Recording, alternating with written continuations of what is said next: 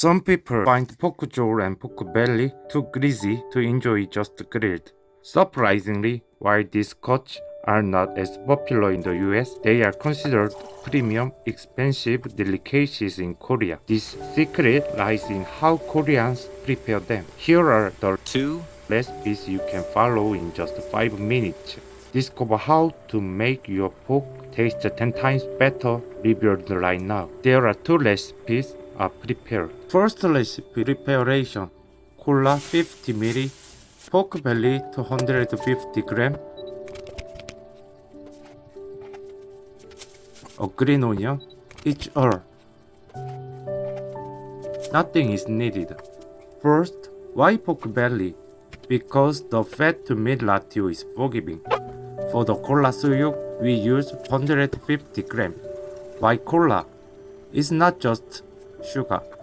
The carbonation and phosphoric acid tenderize the muscle fiber faster than water ever could. Just pour cola over the pork and a green onion. That's all. As long as you have enough liquid, just let the heat do the work.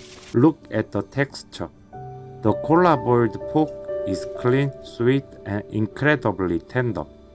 Suyuk is actually pretty hard to ruin. I kept cutting into it a few times to check if it was cooked thorough. After about 30 minutes of simmering, it was fully done. People say cutting it in the middle can make the meat a little tougher, but honestly I couldn't notice it at all, and I didn't even bother reshooting the video. It still has all the tender juices and the rich, savory flavor. Recipe 2. Pork belly 500 gram, a green onion, soybean sauce, sugar, red wine, garlic, each all. Nothing is needed. On our soy braised pork is thick, glossy, and coats the meat perfectly. For the soy glazed pork, we use 100 gram. The wine isn't just for flavor, it's an odor neutralizer. Even if you buy budget meat, the wine coats the porkness completely. While it simmers, you aren't do anything. This is the professional way: consistency over complexity. If you're running restaurant, you want a method that never fails, and this is exactly that. If you accidentally add too much water, you can use a little starch to adjust the texture.